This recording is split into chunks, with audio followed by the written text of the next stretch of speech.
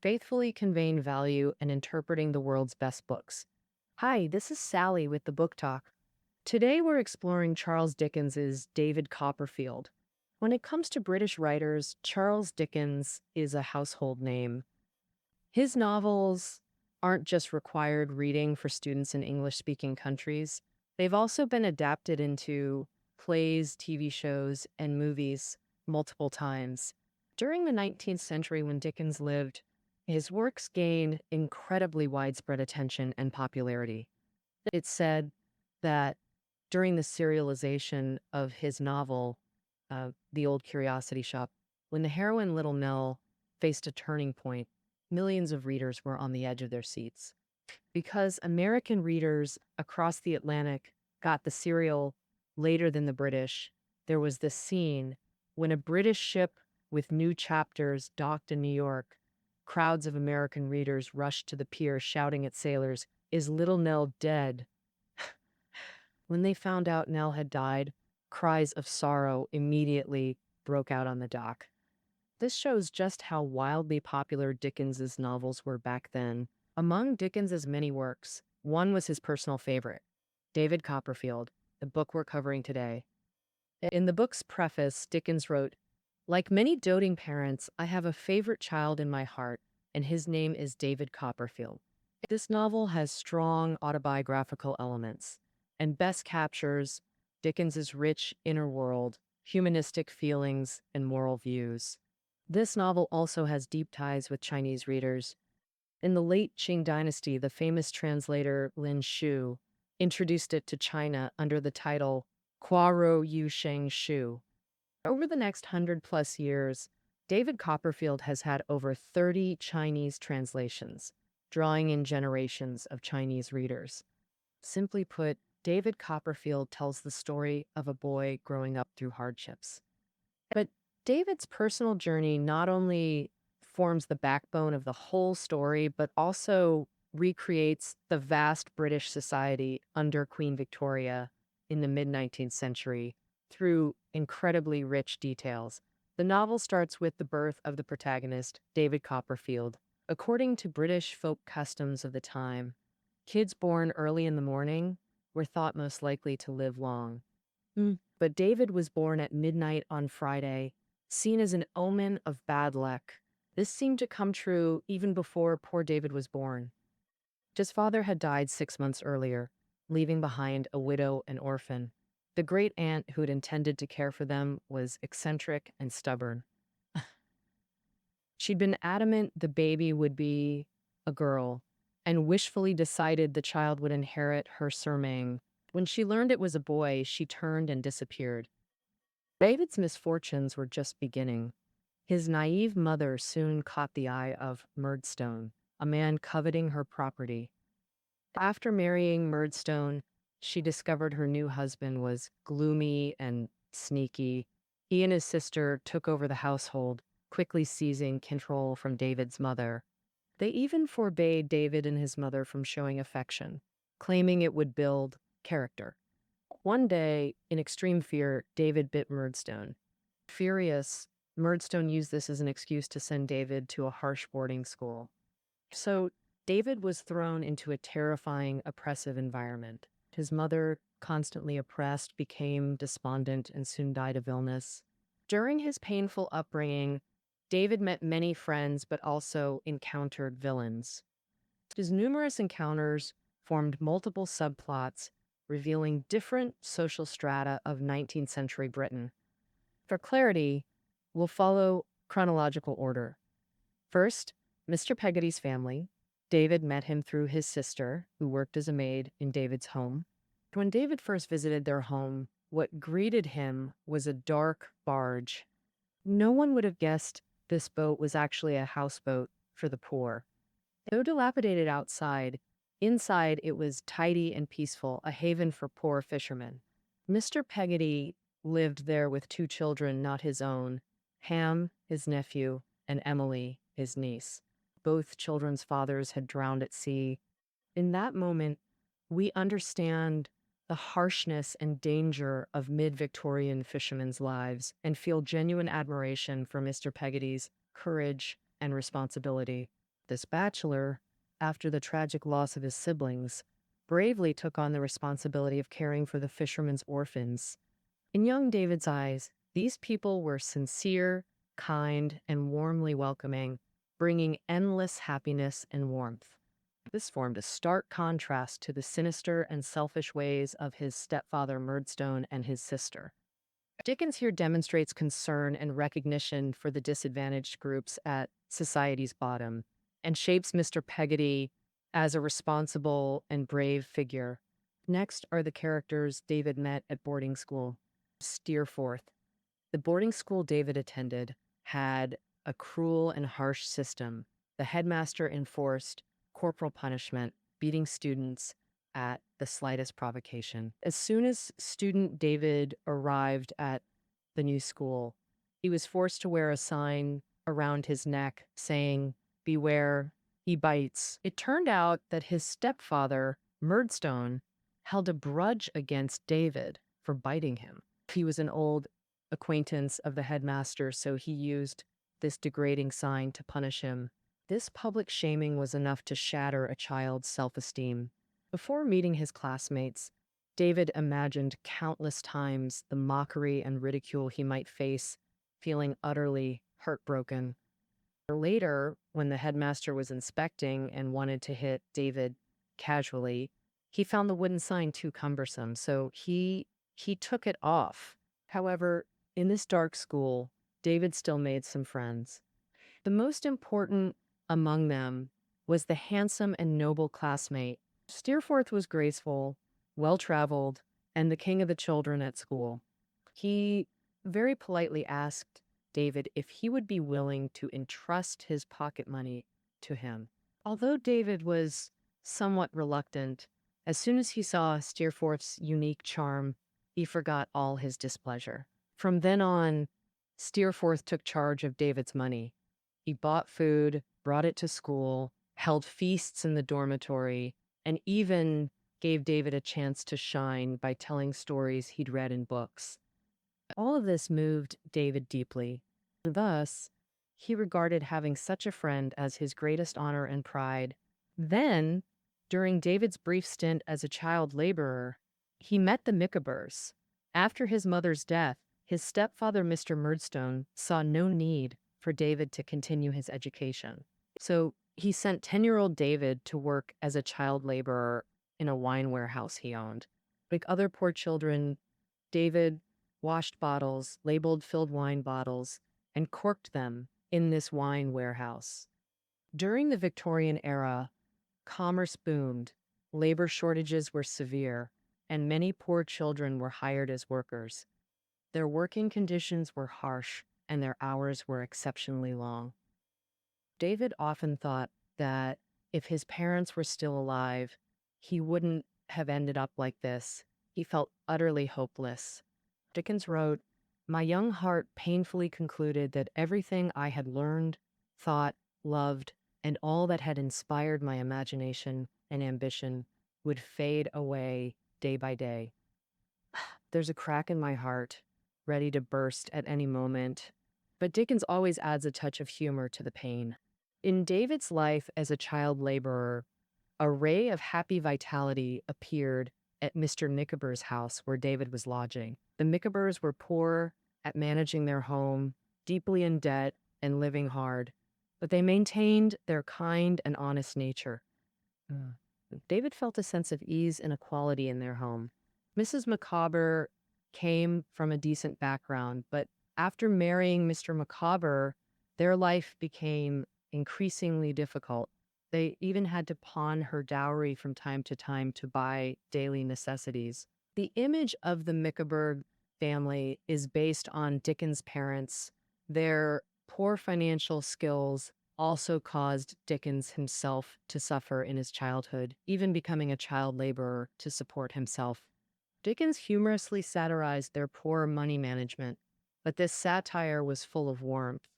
For example, he wrote that Mrs. Micawber was frantic with anxiety at 3 o'clock over paying taxes. But by 4 o'clock, she was eating fried lamb chops and drinking hot ale, completely ignoring the debts hanging over her head. Mr. Micawber was the same. Sometimes at dinner, he'd weep in anxiety, saying he was about to go bankrupt, and the only way out was prison.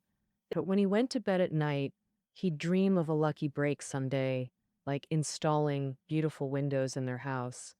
A couple eventually went to prison because of their debts. But ironically, their life in prison seemed easier, without constantly worrying about debts.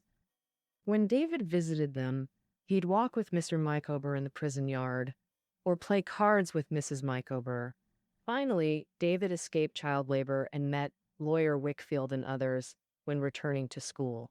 David, with dreams for the future, couldn't endure life away from knowledge and civilization anymore. He decided to flee the warehouse and seek help from his great aunt. Remember that great aunt mentioned at the beginning? She disliked David being a boy and was eccentric, but she was generous and righteous.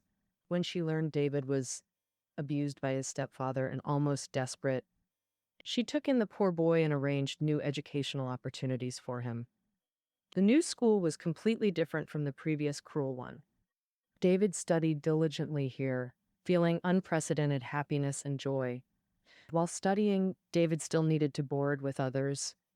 You could say David's boarding life was Dickens' way to introduce new characters. So we see, arranged by his great aunt, David moved into lawyer Wickfield's home.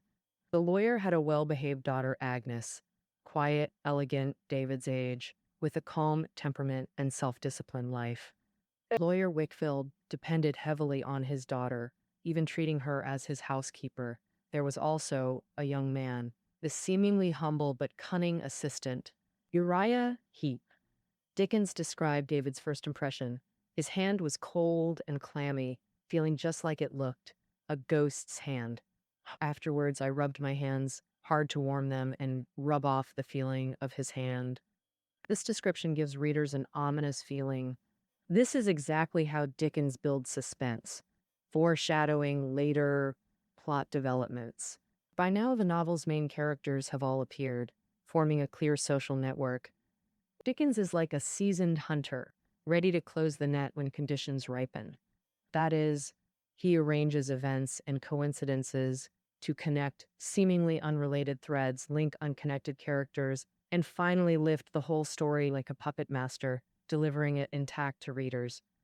So, what methods did Dickens use to close the net? How did he connect these characters? Overall, he used two story development modes Victorian readers loved most: love and property. First, let's see what kind of love developed between the characters. After finishing his studies at the new school, David faced a crucial turning point in entering society. But as a novice, he had no idea what kind of job suited him. He decided to travel to broaden his horizons. During his journey, an important coincidence occurred. He met his old friend Steerforth from boarding school in London, and they happily caught up. Steerforth was still as charming, noble, and elegant as ever. David was not only invited to visit Steerforth's family, but also excitedly invited him to visit the fishermen, the Peggotty family.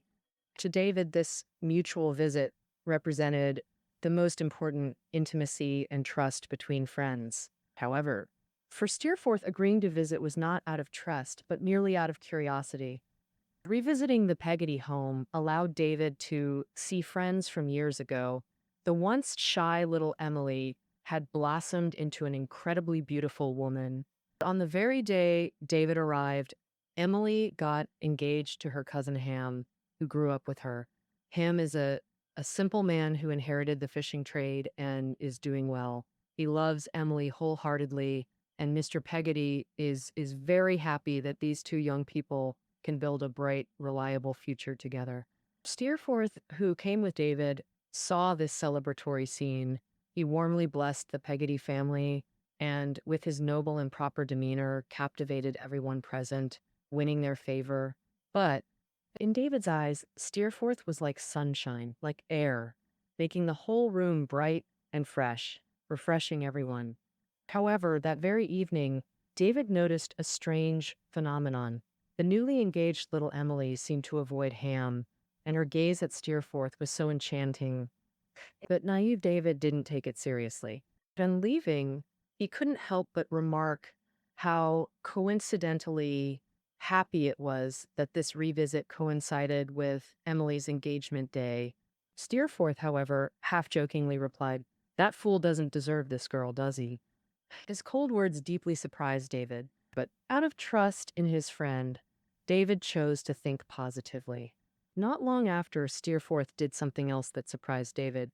He bought a boat, made Mr. Peggotty the owner, and named it Little M. The kind-hearted David was thrilled once again by his friend's generosity. He couldn't stop praising Steerforth's care for the simple fisherman. However, sensitive readers should have sensed the ambiguous meaning behind Steerforth's action.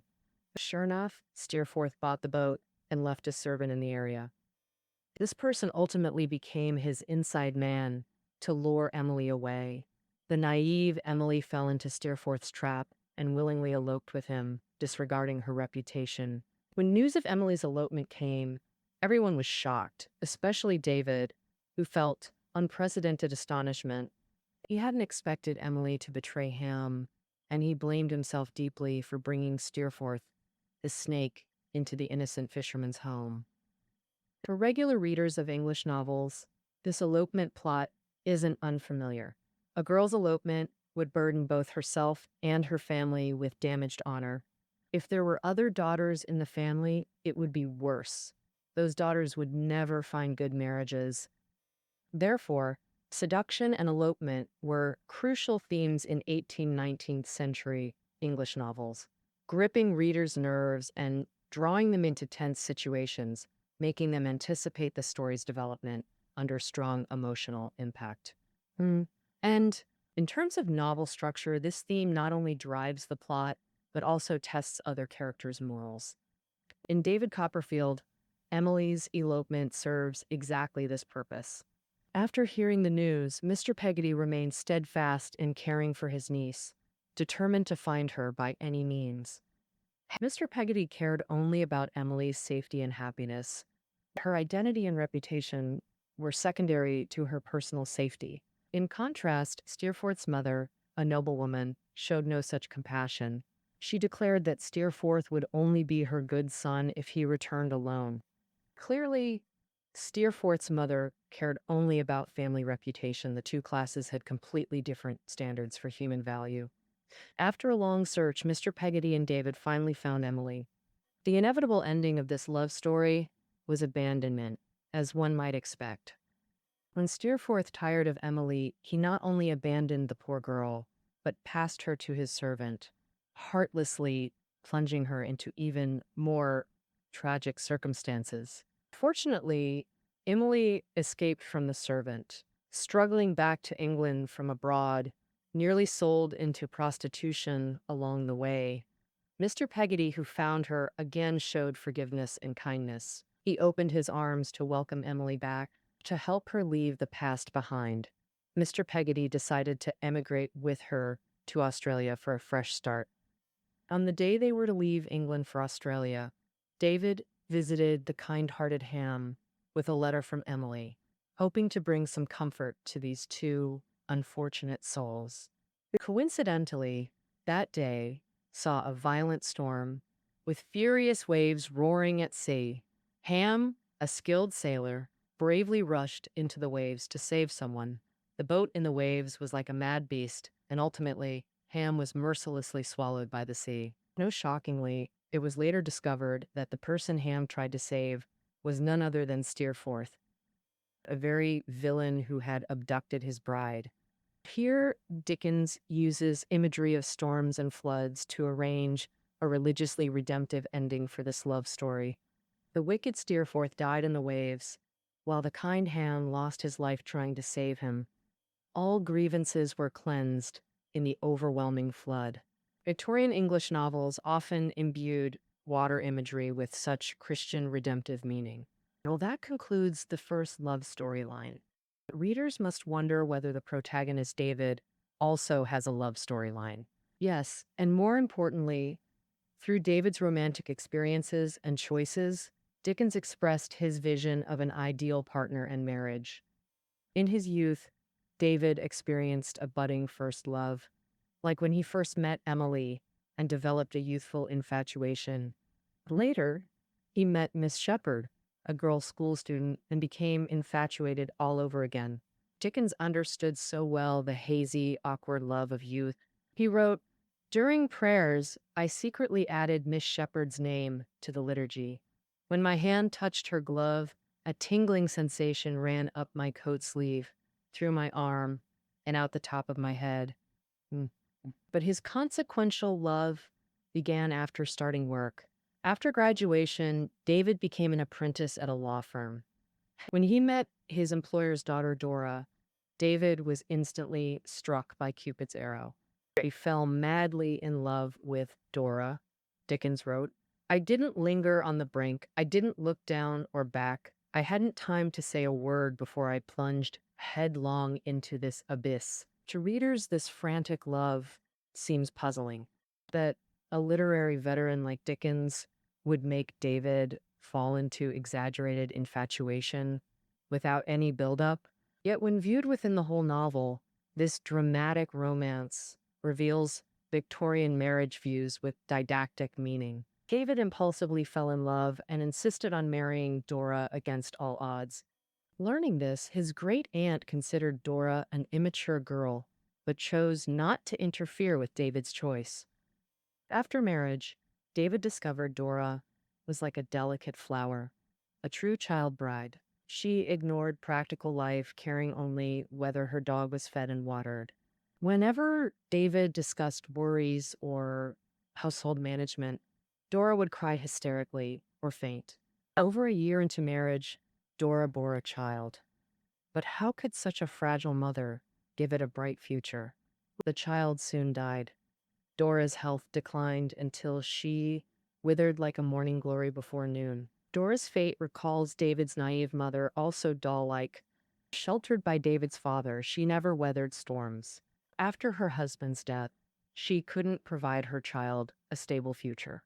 Through these similar women, Dickens expressed Victorian ideals of practical femininity and marriage. The ideal woman in their minds should be gentle, firm, patient, and self-disciplined, not overly delicate like David's mother or Dora, because the harshness of real life doesn't let them stay carefree forever. In this failed marriage, David felt deep pain and at the same time got some emotional education. He started thinking about what kind of love is mature and stable. Agnes, lawyer Wickfield's daughter, had been David's friend for ages, but David's admiration for her was more about her character and integrity, not much romantic love. That later, David gradually realized that Agnes wasn't just smart and capable. She also firmly and tenderly cared for that poor girl when Dora was critically ill. After experiencing life's ups and downs and the losses of friends and lovers, David finally saw how precious Agnes's character was. And what about how Agnes felt about David? Actually, this patient girl had fallen for David long ago and had been waiting patiently all along. At the end of the novel, David and Agnes finally came together. He said, "My love for Agnes has matured through hardships to what it is now. Agnes is the source of all my ambitions, the center of my life." Their mutual trust and understanding in this happy ending expressed Dickens's views on marriage and love. From this angle, the writer clearly placed educational hopes of a coming-of-age story in David's love tale, along with strong praise for self-discipline. For readers back then, being able to learn about people and judge the world through stories, even feeling spiritual cleansing after closing the book, that's the huge charm of Dickens's novels. All right, up to here, the main love storyline in the novel has wrapped up. The last thread is about property. Dickens cleverly wove it into the story's web. Earlier, we talked about how David was able to resume his education thanks to his great aunt's help. The great aunt had considerable wealth and entrusted it to lawyer Wickfield. The lawyer Wickfield is Agnes's father, but He's very different from his daughter's intelligence and wit. Although the lawyer has high moral character, he's very weak and easily bullied, even a bit foolish. His assistant, Uriah Heep, whom we mentioned before, seems sneaky and repulsive when David first met him. He meticulously gained the lawyer's trust, step by step, eventually becoming a partner in the firm. David was like a spider web that introduced and bound various characters together. Through David's unintentional introduction, his old acquaintance, Mr. Micawber, met Heap, whose smooth talk quickly won Mr. Micawber's trust. As we mentioned before, the Micawbers often lived in confused poverty, always under the shadow of financial crisis. Then one day, he excitedly told David he was moving to another city. He would become Mr. Heap's clerk there. Though David felt uneasy, he was happy his old friend found stability. Wealth was crucial in Victorian England. David's childhood misery stemmed partly from his trusting mother handing wealth to her new husband. David escaped child labor and resumed studies thanks to his great aunt's stable fortune. When David married, fortunes shifted again. His great aunt suddenly lost everything. She collapsed emotionally. David's life fell into crisis, but the adult David stepped up, protecting his family during hardship. So what happened to his great aunt's fortune? It was Heap all along. In this novel, property tests character as crucially as love. The flamboyant but good-hearted Mr. Micawber became pivotal, heating his conscience to expose Heap.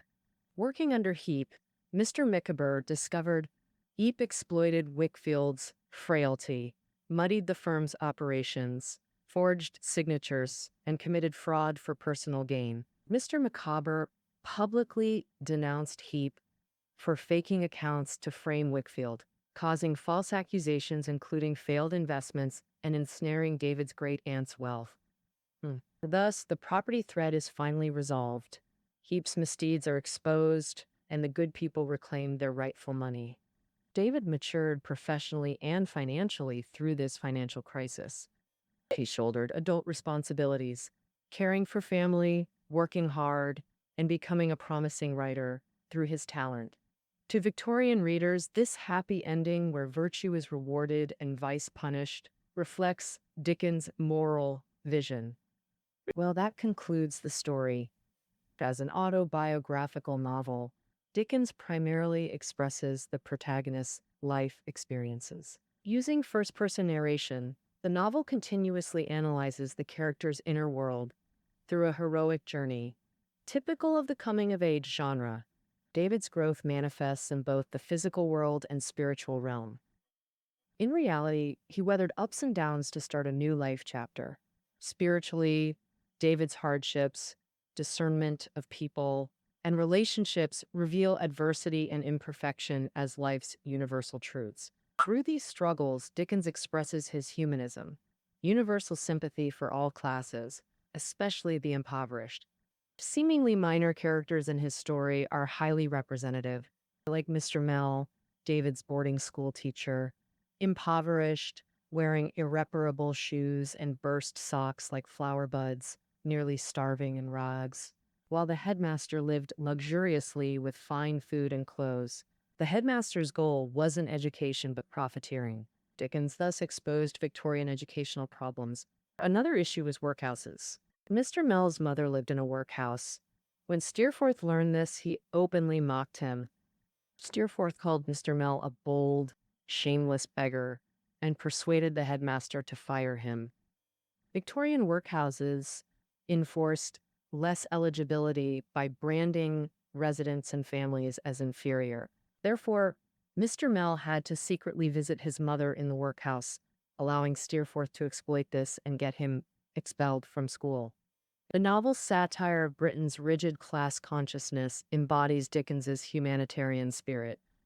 It presents a vast panorama of British social life over a century ago, revealing numerous societal issues. For instance, profit-driven boarding schools, extreme wealth gaps, women struggling for footholds, and child laborers' harsh conditions, all reflecting Dickens's social observations. Charlotte Bronte, author of Jane Eyre, once said she greatly admired Dickens' profound understanding of human nature.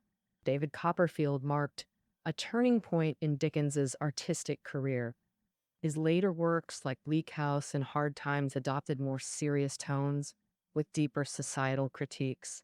Marx considered Dickens among England's greatest novelists for revealing political and social truths through vivid narratives. And more than all professional politicians, commentators, and moralists combined could uncover. That concludes our introduction to Dickens's David Copperfield. Reading notes are below the audio. See you tomorrow.